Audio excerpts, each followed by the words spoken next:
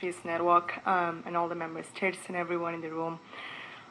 I think for me, again, this is just the right time for us to have the conversations on refugees and especially new arrivals in Cox's Bazar.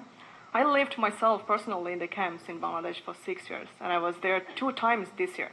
I visited in February, and I was there just 2 weeks ago where I attended the stakeholder dialogue the government of Bangladesh hosted in Cox's Bazar.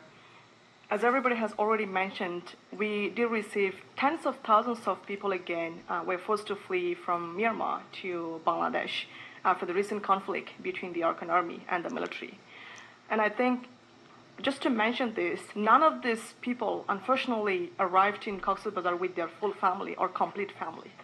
All of them, either 2 members survived from each family, or maybe 1 person survived from each family, or maybe none of them survived from some of the families as well.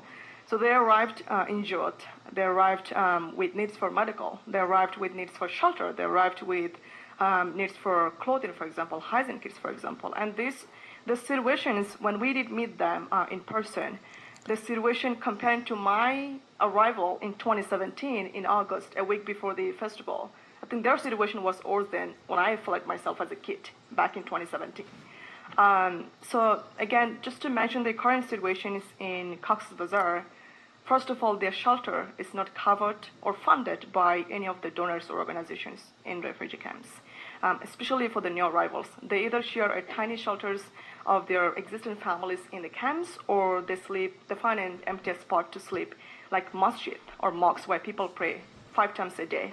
And the only place they find to sleep is during the night, and during the day they have to be outside somewhere, including women and children. The funding, again, is the huge crisis and one of our top concerns when it comes to refugees in Bangladesh. We know it's going away. Everything is cutting down, especially in November and December this year, and that's one of our main concerns. When I was in Bangladesh in March, World Food Program was already preparing their announcement to cut down ration food for one individual per month to go down from $12 to $6, which is more than half, to survive on a bare minimum already. And that was my biggest concern, because we have seen 2 times of food cuts in the past. One time it went down from $12 to $8, and the other time it went down from $12 to $10. And we have seen hundreds of people, especially women and children, have taken risks on a tiny boats to travel all the way to neighboring countries, as my colleague Aziz already mentioned, to Malaysia, Indonesia, and Thailand, because they expect a better life into those neighboring countries, and that's the only solution and only option they see when they're no longer able to survive in the camps.